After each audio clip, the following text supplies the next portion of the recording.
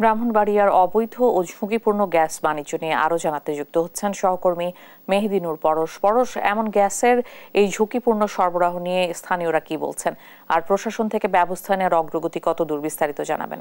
সেটা আপনাকে জানিয়ে রাখি, ব্রাহ্মণবাড়িয়ার সদর উপজেলার মজিজপুর ইউনিয়নের 4 থেকে 5টি গ্রামে গ্যাসের লিকেজ হয়ে উৎপন্ন হচ্ছে গ্যাস। তিতাস নদীর পার, বাসাবাড়ি, নলকূপ এবং বাড়ির আঙ্গিনা থেকে কিন্তু প্রতিনিয়ত গ্যাসের উৎপন্ন হচ্ছে।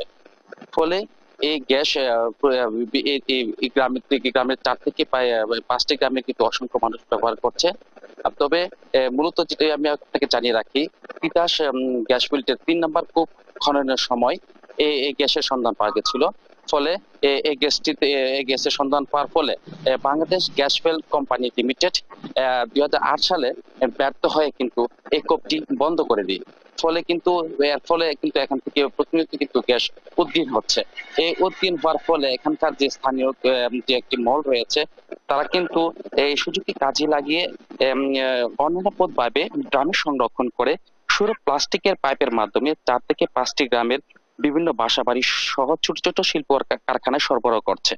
এইসব গ্রাম গেলে কিন্তু দেখা যাচ্ছে যে আমি যে গ্রামটিতে রয়েছি, এই গ্রামটিতে যে বিভিন্ন রাস্তা আশেপাশে কিন্তু অনিরাপদ ভাবে কিন্তু এই গ্যাসের সংযোগ দেওয়া হয়েছে এবং প্রতিটি বাসাবাড়ি থেকে প্রতি মাসে 5 থেকে 700 টাকা, এবং যে এখানে কিন্তু অসংখ্য ছোট ছোট কারখানা রয়েছে। এই কারখানাগুলো থেকে প্রতি মাসে 5 থেকে 10,000 টাকা করে কিন্তু এই চকটি হাতে নিয়ে যাচ্ছে।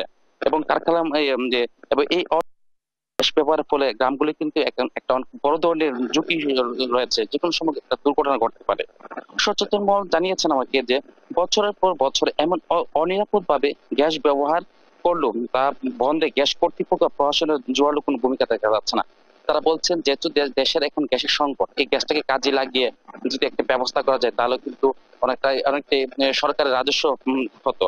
তবে যে বাংলাদেশ গ্যাস ফিল্ড কোম্পানি লিমিটেডের যে ব্যবস্থাপনা যে পরিচালক, তিনি আমাকে জানিয়েছেন তারা কূপটি বন্ধ হওয়ার ফলে আগের থেকে নাকি অনেকটাই গ্যাসের চাপ কমে গেছে।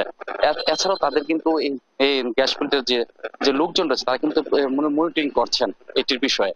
তো এই বিষয়ে কথা হচ্ছে জেলা প্রশাসনের যে নির্বাহী অতিরিক্ত জেলা ম্যাজিস্ট্রেটের সাথে, তিনি আমাকে জানিয়েছেন এই অনিরাপদ ভাবে যারা গ্যাস ব্যবহার করছে উচিত তাদের বিরুদ্ধে ব্যবস্থা নেওয়া হবে।